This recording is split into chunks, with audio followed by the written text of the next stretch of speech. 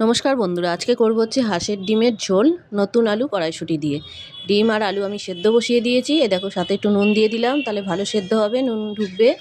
এদের ডিম ছাড়ানো হয়ে গেছে, আলুগুলোকেও এবার ছাড়িয়ে নেব। এদিকে আমি তেল বসিয়ে দিয়েছি কড়াইয়ে। এবার ডিমগুলোকে আমি ভেজে নেব। তেল গরম হতে ডিমগুলো ভেজে নেব। ডিমগুলো ভাজার পর আমি ফোড়নে দিয়ে দিচ্ছি তেজপাতা, গোটা গরম মশলা, শুকনো লঙ্কা আর জিরে দিয়ে তারপর দিয়ে দিলাম পেঁয়াজ, টমেটো আর কাঁচা লঙ্কা। দেওয়ার পর একটু লাল লাল করে ভেজে নেব। ভেজে নেওয়ার পর তারপর দিয়ে দেবো আদা রসুন পেস্ট।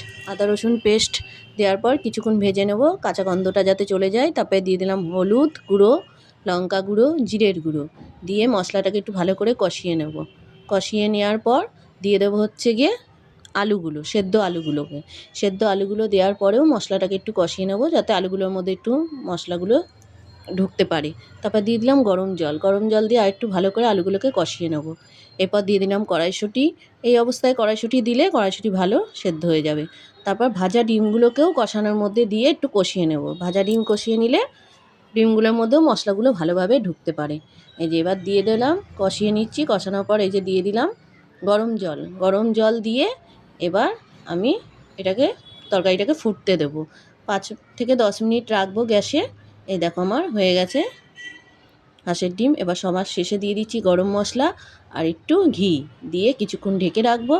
ঢেকে রাখার পর আমার হাঁসের ডিমের ঝোল হয়ে গেছে আলু দিয়ে।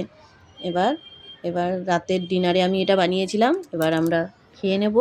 দেখো কালারটা কত সুন্দর এসছে। ঠিক আছে বন্ধুরা, ভিডিওটা ভালো লাগলে লাইক, কমেন্ট আর সাবস্ক্রাইব করে দেবেন।